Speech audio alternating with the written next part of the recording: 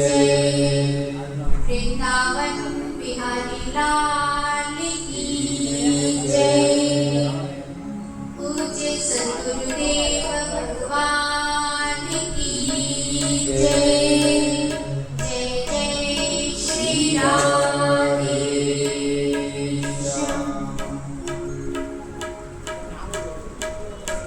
कल हम लोग कथा में श्रवण कर रहे थे कि जैसे ही भगवान गोपियों के बीच से अंतरित हो गए तो सभी गोपियां व्याकुल हो गई और सभी जगह भगवान को ढूंढने लगी। जितने भी वृक्ष आदि थे सभी से भगवान का पता पूछने लगी और तुलसी जी से पूछ रही है कि आप तो भगवान को प्राणों से भी अधिक प्रिय हैं। आप बताइए कि भगवान इस समय कहाँ चले गए हैं। और गोपियां भगवान के विरह में इतनी व्याकुल हो गई कि अब सब गोपियों को यह लगने लगा कि अब हम ही श्री कृष्ण हैं। कृष्णोऽहं पश्यन् गतिं ललितां विदितर्मना। सभी गोपियां यह सोचने लगी कि मैं ही श्री कृष्ण हूँ। एक गोपी पूतना बन गई, तब दूसरी गोपी उसके ऊपर श्री कृष्ण बनकर उसके प्राणों को हरण करने लगी। एक गोपी तृणावर्त बन गई, तब दूसरी गोपी श्री कृष्ण बनके उसका वध करने लगी। एक गोपी गोवर्धन पर्वत को धारण करके और सभी गोपियों से कहने लगी कि मैं श्री कृष्ण हूँ और मैंने यह इस गिरिराज को धारण कर लिया है, अब सभी इसके नीचे आ जाएं। और इस प्रकार भगवान की लीलाओं को करती जा रही है और भगवान को वन वन ढूंढ रही है। सब गोपियां इधर उधर भगवान को ढूंढ रही हैं, तब उन्हें भगवान के चरण चिन्ह दिखलाई दिए। अब गोपियां देखने लगी कि यह तो भगवान श्री कृष्ण के ही चरण हैं, क्योंकि इनमें वज्र, अंकुश, कमल आदि के चिन्ह अंकित हैं। और फिर गोपियों ने देखा कि भगवान के साथ एक गोपी के भी पद चिन्ह दिखलाई दे रहे हैं। अब सब गोपियां आपस में वार्ता करने लगी कि लगता है वह कन्हैया हम सभी को छोड़कर अन्य राधिको नूनम भगवान नरहरिनीश्वर। लगता है भगवान अपनी आराधिका को लेकर गए हैं। और भगवान के पद चिन्हों को ढूंढते ढूंढते जब वह भगवान को ढूंढ रही थी तब उन्हें उस गोपी का भी रुदन सुनाई पड़ा। तब गोपियां आपस में कहने लगी, लगता है उस छलिया ने हमें भी जैसे हमें छला था वैसे ही उस गोपी को भी छल लिया। अब सभी पहुंची उस गोपी के पास में। यहाँ पर स्पष्ट रूप से शुकदेव जी ने वर्णन नहीं किया है, लेकिन अन्य पुराणों में यही आता है कि भगवान राधा रानी को ही लेकर गए थे। अब उस गोपी को भी अभिमान आ गया कि सभी गोपियों में से मैं सबसे अधिक सुंदर हूँ। और उसे यह अभिमान आया कि तभी तो भगवान अन्य गोपियों को छोड़कर मुझे अपने साथ लेकर गए। अब वह गोपी भी मानवती हो गई और उसने कहा कि अब मुझसे और चला नहीं जाएगा। यदि आप मुझे लेकर चलना ही चाहते हैं तो आप मुझे अपने कंधे पर बिठा लीजिए। और जैसे ही भगवान ने कहा कि अच्छा ठीक है, आ जाओ मेरे कंधे पर बैठ जाओ, जैसे ही गोपी ने अपने पैर को उठाया तब भगवान वहां से भी अंतरित हो गए और वह गोपी भी विलाप करने लगी, हा नाथ रमण प्रेष्ठा क्वासी क्वासी महाभुजा। अब वह गोपी भी कहने लगी, हा नाथ, हा रमण, हे प्राणनाथ, आप मुझे छोड़कर कहाँ चले गए। इस प्रकार रुदन करने लगी। तब सभी गोपियां उस गोपी के पास में पहुंची और उस गोपी से पूछने लगी कि क्या उस छलिया ने तुम्हें भी छल लिया। और भगवान के विरह में सभी गोपियां इतनी व्याकुल हो गई कि सभी गोपियों ने मिलकर एक विरह गीत गाया जिसे गोपी गीत कहा जाता है। अब सभी गोपियां गीत गा रही हैं। जयति तेतिकं जन्मना व्रजा श्रयत इंदिरा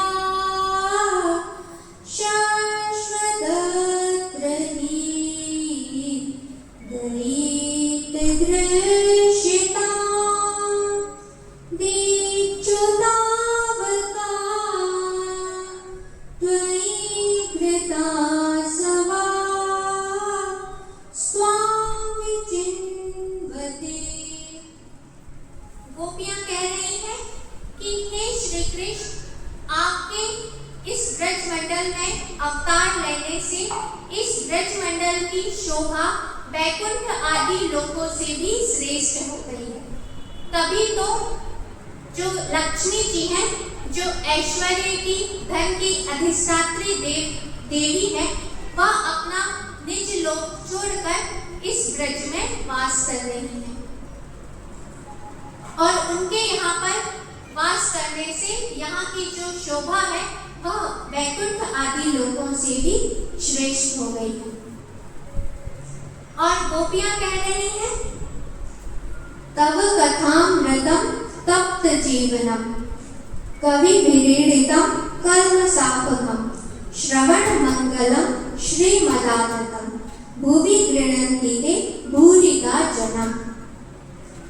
गोपियां कह रही हैं कि प्रभु, आपकी यह जो लीला है, कथा है, यह तप्तों के लिए जीवन के समान है, अमृत के समान है।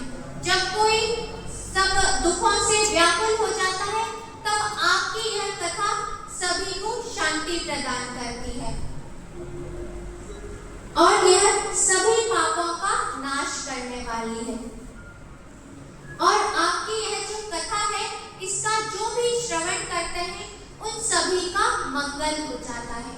और गोपियां कह रही हैं कि इस संसार में जो सबसे बड़ा दानी है वह वही है जो आपकी कथाओं का, लीलाओं का गान करता है और आपकी कथाओं को दूसरों तक पहुंचाता है, अर्थात आपकी कथाओं का गान करता है। वही इस संसार में सबसे बड़ा दानी है। और अंतिम श्लोक में गोपियां कह रही हैं, यत्ते सुजात चरणाम्बुरुहं स्तनेषु वीतासने प्रियदधि मही कर्कशेषु तेनाटवी मटसि तत् व्यततेन किं स्वेत् कुर्पार्दभिर्भवति श्री भवदायुषाम्ना। गोपियां कह रही हैं कि हे प्राणनाथ, आपके यह जो चरण है यह कमल से भी कोमल है। आपके यह जो चरण है, इनको हम अपने कठोर स्तनों में रखने से डरती हैं कि कहीं आपके चरणों में कोई आघात ना लग जाए। और आप उन्हीं चरण कमलों से वन वन में भटक रहे हैं और रात्रि का समय है, आपके पैरों में कंकड़, कुश, कांटे आदि चुभ रहे होंगे। यह सोच सोच कर ही हमारा यह जो चित्त है यह व्याकुल हो रहा है और हम यह सोच सोच कर ही चक्कर खा रहे हैं कि प्रभु, आप उन्हीं चरण कमलों से इस वन वन में विचर रहे हैं। और गोपियां कह रही हैं कि हे प्राणनाथ, हमारा यह जो जीवन है यह केवल आपके लिए ही है। हम जी रही हैं केवल आपके लिए और हम आपकी ही हैं। इस प्रकार गोपियों का जब भाव भगवान ने देखा और गोपियां इतनी व्याकुल हो रही थी कि कब उन्हें भगवान के दर्शन हो जाए। अब भगवान ने जब गोपियों के इस भाव को देखा कि गोपियां मेरे लिए इतनी व्याकुल हो रही हैं, तब भगवान वहां पर प्रकट हो गए। अब जैसे ही भगवान वहां पर प्रकट हुए तो गोपियों का जितना भी विरह था, जितनी भी व्याकुलता थी, वह सब समाप्त हो गई। अब सभी गोपियां प्रसन्न हो गई और एक गोपी ने भगवान के, यहाँ पर 8 गोपियों का वर्णन है। एक गोपी ने भगवान के हाथ को अपने हाथ में ले लिया, एक गोपी ने भगवान की भुजा को अपने कंधों पर डाल लिया, एक गोपी ने भगवान के चबाए हुए पान को अपने हाथों में ले लिया, एक गोपी भगवान के मुख कमल को निहारते निहारते अपने नेत्रों को बंद कर लेती है और मन ही मन भगवान का आलिंगन कर रही है। एक गोपी भगवान को वक्र दृष्टि से देख रही है कि भगवान हमको छोड़कर चले गए थे। इस प्रकार गोपियां सभी भगवान को देख रही हैं और आनंदित हो रही हैं। तब एक गोपी ने अपनी ओढ़नी को बिछा दिया और उस पर भगवान श्री कृष्ण बैठकर, अब भगवान का और गोपियों का संवाद प्रारंभ हुआ। गोपियां कहने लगी कि प्रभु, इस संसार में 3 प्रकार के लोग होते हैं। एक तो वह है जो सामने प्रेम करता है, प्रेम करने पर ही प्रेम करते हैं। दूसरे वह होते हैं जो प्रेम ना करने पर भी प्रेम करते हैं। और तीसरे वह होते हैं जो प्रेम करें तो ना करें तो वह किसी से भी प्रेम नहीं करते। गोपियां कह रही हैं कि आप इनमें से कौन से हैं? भगवान ने कहा कि जो प्रेम करने पर प्रेम करता है वहां पर स्वार्थ होता है, वहां स्वार्थ के अतिरिक्त और कोई कामना नहीं होती है। फिर कह रहे हैं भगवान कि जो प्रेम ना करने पर भी प्रेम करते हैं वह 3 लोग हैं, माता, पिता और गुरु। बालक माता पिता से प्रेम करे अथवा ना करे, लेकिन माता पिता अपने बालक से प्रेम करते हैं। उसी प्रकार गुरु शिष्य गुरु को भले ही प्रेम करे चाहे ना करे, लेकिन गुरु का प्रेम भाव अपने शिष्य पर बना रहता है। और जो प्रेम करे तो ना करे तो वह किसी से भी प्रेम नहीं करते हैं। यह 3 प्रकार के होते हैं। आत्मा, जो अपने आत्मा में ही रमण करते हैं, जिसे संसारिक चीजों से कोई भी काम नहीं है, सांसारिक लोगों से कोई भी मतलब नहीं होता है। एक होते हैं कृतार्थ, मीन्स की जो अब कृतार्थ मीन्स हो जाएगा कि जो किसी मतलब स्वार्थवश किसी से भी प्रेम नहीं करते हैं, वह अपने में ही अभिमानित रहते हैं। और तीसरे हैं गुरुद्रोही। इस प्रकार और फिर भगवान ने कहा कि गोपियां, अब तुम लोगों को किसी भी प्रकार का शोक नहीं करना चाहिए। और भगवान रासोत्सव प्रवृत्तो गोपी मंडल मंडिता, और भगवान ने कहा कि अभी शरद पूर्णिमा की रात्रि है, अब हम तुम्हारे साथ महारास करेंगे। और जितनी भी गोपियां थी, उन 2 गोपियों के बीच में भगवान श्री कृष्ण आ गए। और जितनी भी गोपियां थी, उन्हें यही लग रहा था कि भगवान केवल हमारे साथ ही नृत्य कर रहे हैं। सभी गोपियां आनंदित हो गई, जैसे कि कोई छोटा बालक अपने प्रतिबिंब के साथ खेलता है, उसी प्रकार भगवान ने गोपियों के साथ विहार किया, नृत्य किया। और इतना जो यह समय था, यह ब्रह्म रात्रि के समान इतनी लंबी रात्रि थी। तब शुकदेव जी से राजा परीक्षित ने प्रश्न किया कि भगवान तो सर्वांतर्यामी है, भगवान तो धर्म के मर्मज्ञ है, भगवान का इस तरह पर अवतरण इसीलिए हुआ है कि धर्म की रक्षा हो और अधर्म का नाश हो। तब भगवान ने दूसरी स्त्रियों के साथ, दूसरे की बहन और पत्नियों के साथ इस प्रकार नृत्य करके यह अधर्म क्यों किया? यह मुझे शंका हो रही है, आप मेरी शंका को दूर कीजिए। तब शुकदेव जी ने कहा कि भगवान निर्लेप भाव से गोपियों के साथ नृत्य कर रहे हैं। भगवान नहीं चाहते थे, लेकिन गोपियों का यह अभिलाषा थी कि भगवान हमारे साथ नृत्य करें। तब भगवान ने अपनी गोपियों का अभिलाषा को पूर्ण करने के लिए यह रास की लीला की थी। और भगवान के अतिरिक्त यह कार्य और कोई भी नहीं कर सकता। साधारण मनुष्य की तो बात ही क्या है। जिस प्रकार अग्नि सब कुछ जलाकर भस्म कर देती है, चाहे शुद्ध हो चाहे अशुद्ध चीज हो, लेकिन अग्नि हमेशा ही शुद्ध बनी रहती है और किसी भी कार्य को अपने में आरोपित नहीं करती है, ना ही किसी का गुण लेती है, ना ही किसी का दोष लेती है। वह एक रस बनी रहती है। और कह रहे हैं कि जिस प्रकार भगवान शिव ने कालकूट विष का पान किया था, यदि कोई साधारण मनुष्य उस विष का पान करेगा तो वह जलकर भस्म हो जाएगा। उसी प्रकार यह सब भगवान की ही लीला है और यह सब केवल भगवान ही कर सकते हैं। साधारण मनुष्यों के बस का यह सब नहीं है। और जितने भी ब्रजवासी थे, जितने भी पुरुष थे, वह सब यही सोचते रहे कि गोपी जो हमारी पत्नी है, बहन है, माता है, वह सब हमारे घर पर ही है। किसी को यह याद ही नहीं हुआ कि हमारे घर की बहन, स्त्री, माता भगवान के साथ रास खेलने गई थी। और किसी ने भी भगवान पर दोष दृष्टि नहीं डाली। जो इस महारास का श्रवण करता है, वर्णन करता है, उसके जीवन में काम कभी भी नहीं सताता है।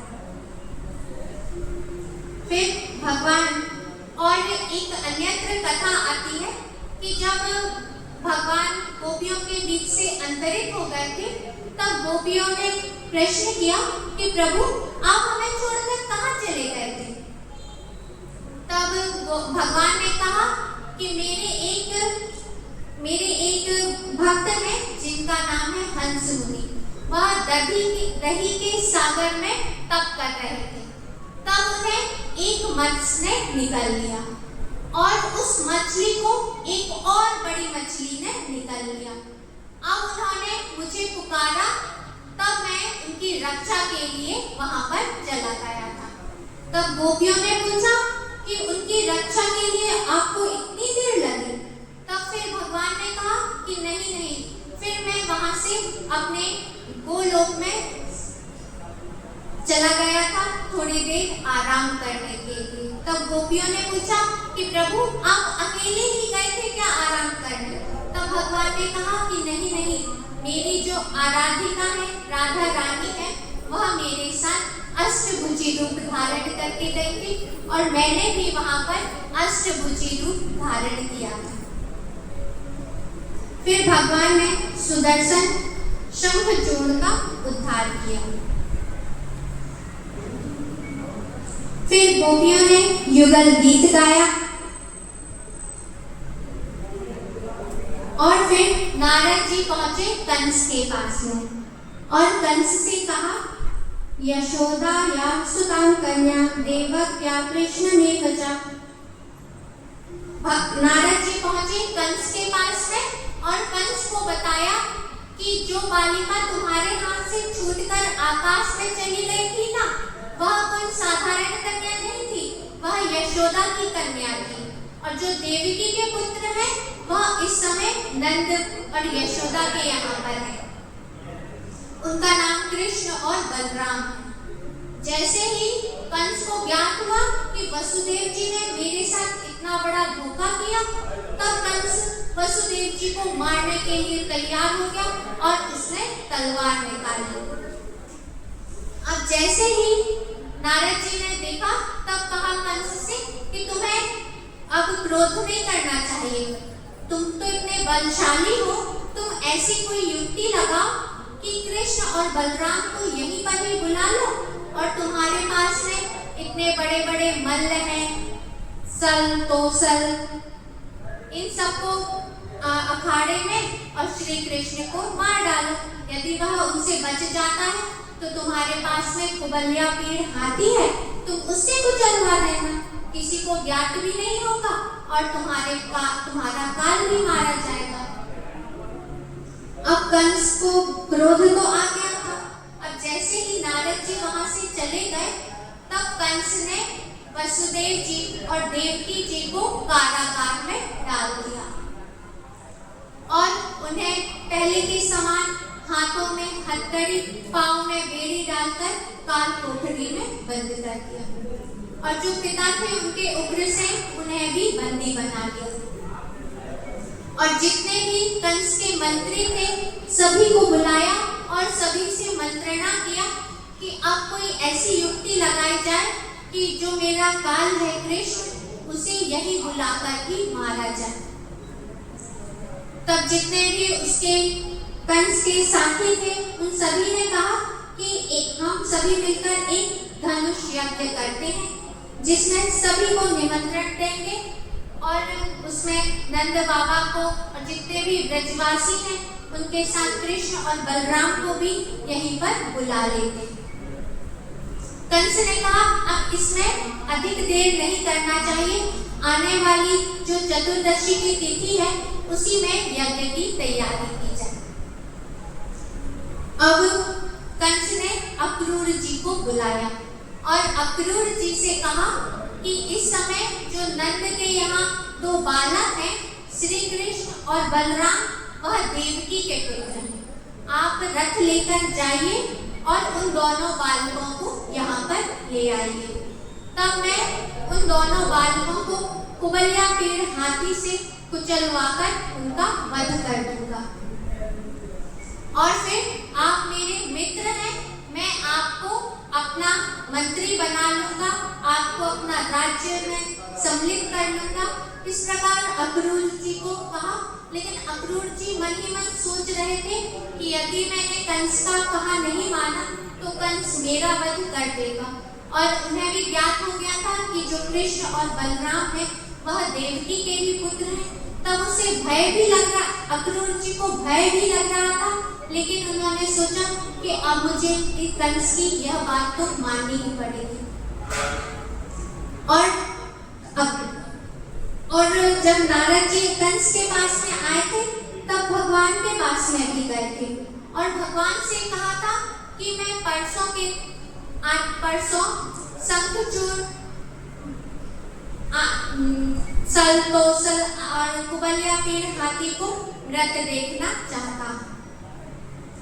अब अक्रूर जी कंस के कहे अनुसार ब्रज के लिए प्रस्थान किए। अब अक्रूर जी जा रहे हैं रथ में सवार होके और मन ही मन यह सोच रहे हैं कि क्या श्री कृष्ण और बलराम मुझे काका कहेंगे, क्या वह मुझे पहचानेंगे, ऐसा ना हो कि वह यह समझे कि यह कंस का दूत है और मेरी अवहेलना करे। अब अक्रूर जी का जो चित्त है वह बड़ा व्याकुल है, मन ही मन चिंतन करते जा रहे हैं और मथुरा से वृंदावन की दूरी केवल 20 या 25 किलोमीटर ही है, लेकिन अक्रूर जी को इतनी ही दूरी तय करने में प्रातः काल से शाम हो गई। अब सोचते जा रहे हैं कि कहीं कन्हैया मुझे पहचानेगा कि नहीं पहचानेगा। अब जैसे ही अक्रूर जी वहां पर पहुंचे उस समय भगवान श्री कृष्ण और बलराम जी गायों को गौशाला में बांधकर उन्हें दोहने की तैयारी कर रहे थे। तब जैसे ही अक्रूर जी को देखा तब कृष्ण और बलराम दोनों ने अक्रूर जी के चरणों में प्रणाम किया और उन्हें काका कहकर पुकारा। अब अक्रूर जी को बड़ा ही आनंद हुआ और फिर अक्रूर जी ने का बड़ा ही भगवान ने स्वागत सत्कार किया, फिर उनको भोजन आदि कराया और फिर जब वह विश्राम करने लगे तब उनके पैरों को भी दबाने लगे और धीरे से पूछा कि काका आप यहाँ पर क्यों आए हैं, आपके यहाँ आने का क्या प्रयोजन है। तब अक्रूर जी ने कहा कि इस समय कंस एक बड़ा यज्ञ कर रहा है और उसको यज्ञ करने का यही कारण है कि वह तुम्हें और बलराम जी को मारना चाहता है। मेरा और मुझे संदेश लेकर भेजा है और कहा है कि तुम रथ में दोनों बालकों को बिठाकर ले आओ। अक्रूर जी ने कहा कि लेकिन अब तुम लोगों का जैसा मन करे आप लोग वैसा करें। लेकिन भगवान ने कहा कि काका, आपने यह जो कुछ भी कहा है यह अन्यत्र और किसी से मत कहिएगा। बोलिए भक्तवत्सल भगवान की